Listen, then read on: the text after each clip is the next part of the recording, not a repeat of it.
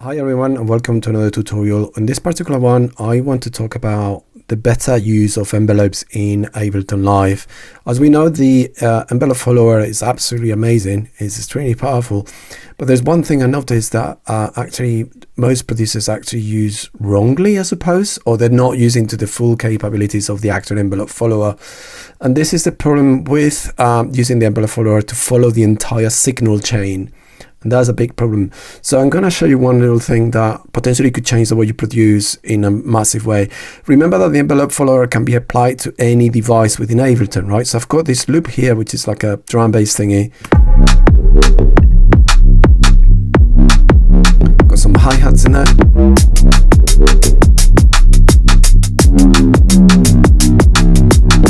Right, so what we want to do with this is we want to add a little bit more character, starting from the kick. So I'm going to show you just one little thing. So you can see I've got erosion here already. This is the new version of erosion, as we know. So with erosion, we can add like characters. So it's called ring modulation. Basically, what we're doing is we're modulating the sound with another source. So you can see that we can add a little bit of like a pitch to that kick, right? And that sounds like it's adding high energy, as you can hear. It sounds a little bit like when you do like beat reduction, right? And you can change the frequency, as we know, and we can blend between the pitch, well, between the noise and the actual sine wave, right? Because it's just a pure sine, but that's modulating the original signal. But we can blend it with noise, and that's really lovely because you can see we can add like a really nice kind of stereo image to the kick drum, right? We can see that we can add a little bit more presence to the kick, but also we can emphasize it in stereo, as you can see here, right? So it's really handy. But the one thing I really want to talk about is this. It's at the moment, as you can see, that erosion is reacting to just the entire kick drum, right? But one thing that could be really handy is like if erosion only reacted to basically the attack portion of the kick rather, right? So look, what I'm going to show you is this. Like if we use an envelope follower, we can say, okay, erosion, we want you to, the amount of erosion, we want it to map it. I'm going to go to remote, so it takes over, right? I want to map that to the amount here, right? So I'm going to map it and amount, and now the erosion reacts to the kick. Right, but this is problematic because it's reacting to the entire body of the kick, right? It's not reacting to the transient, which tends to be at much higher frequency. It's reacting to the entire kick, and that's a problem. So the way that we can do this is by grouping the envelope follower, and this is a hidden thing. I don't understand why they don't have like an external EQ here, but basically that's what we're going to add. We're going to add an EQ that modulates the signal before it reaches the envelope follower. So in order to do that is we're going to use an auto filter, right? So you can see the auto filter is right here. I'm just going to drag and drop it, put it in front of the envelope follower, right? We don't want any envelope or anything like that. It's just basically we just want to control the sound with a filter. And the one I'm going to go for is I'm going to use the band pass, right? I'm going to give you a little bit of resonance and just have a listen to what it sounds like with the EQ. Okay, so let's have a listen. If you have a look at the signal now, it's only reacting to the low end of the kick. Can you see that? Really, really cool. Let me just zoom out a little bit more. But if we say the frequency and make it higher, we can make it react to the punch of the kick drum. Look.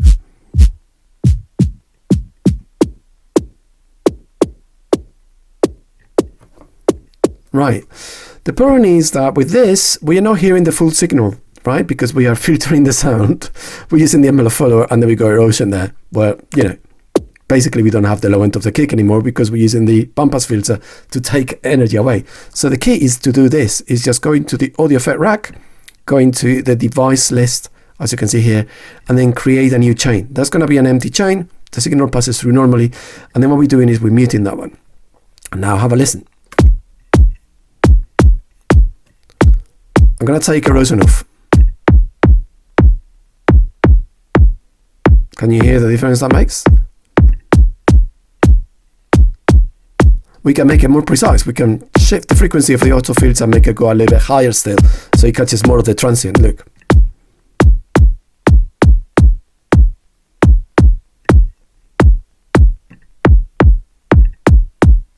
Can you hear that? Crazy, right? Let's just let's add more resonance maybe.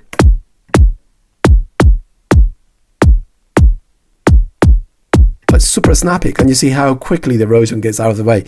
So this is one way that we can add energy onto a sound, right? Of course, we can blend it as well with, if we wanted to blend it back with the actual sine wave. If we want, I don't know if it's going to sound any good. Nah, but maybe we can like go lower. Maybe that's not too bad.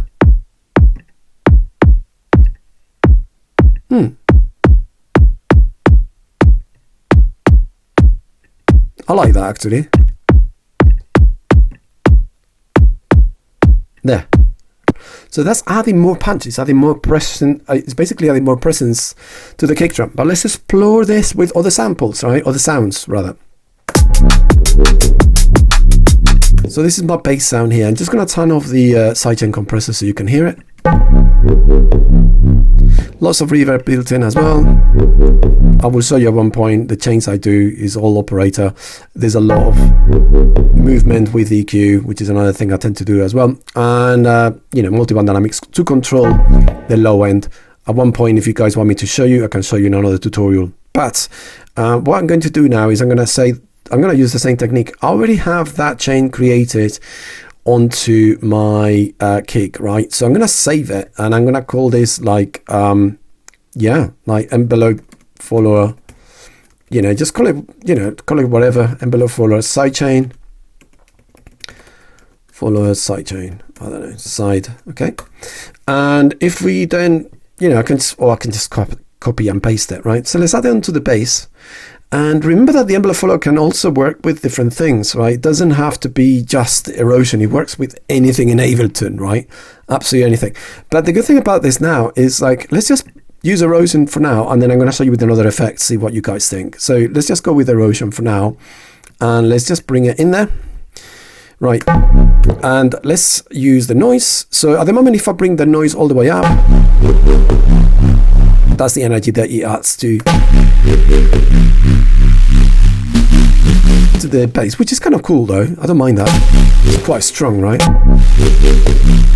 But it's always constant, right? So what we can do is we can map it, and we can map it to the amount. And now the good thing about this is I can fine tune it so it reacts to the low end.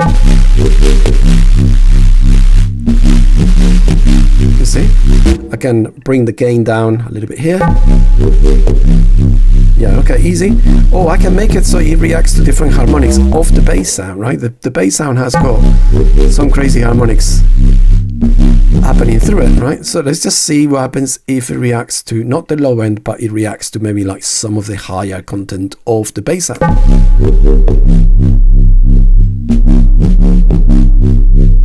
Let's open it up in stereo, see what that sounds like. Not much difference there, but here,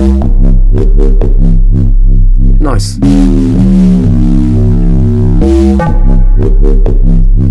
Cool. Okay, so that's the sort of technique, right? Let's just bring it back to so we can hear it.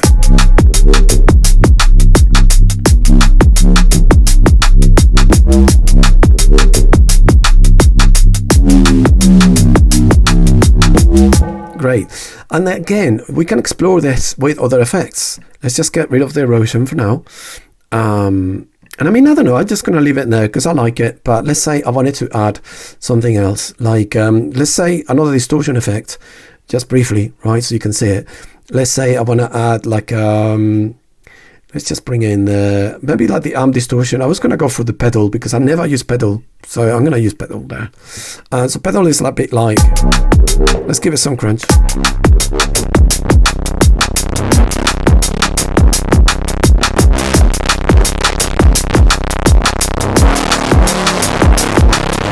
I quite like that. That's pretty nasty. Obviously, it's too full on. But I want this to just to add flavor, you know. So let's just go over to the envelope follower. And again, I'm gonna do it like this, and I'm gonna click on this so we can map it to the remote, and let's map it to maybe the dry wet. See what that sounds like. There you go, nice.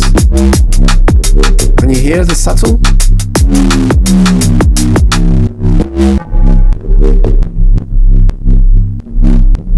That's lovely, because it just adds a little bit of character and a little bit of depth onto the sound, right? Remember the sound before was like this, and with this, and then the distortion.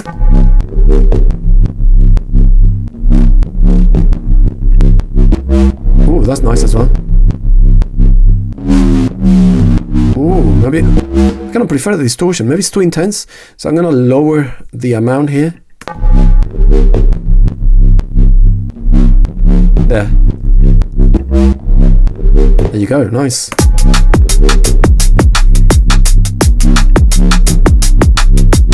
Right, there you go, guys. So I just wanted to share that with you because there's one missing element within the envelope follower, which I think absolutely changes everything in regards to slightly, you know, especially for fine-tuning sounds and everything. So anyway, guys, I hope you enjoyed this tutorial. A quick one, I hope.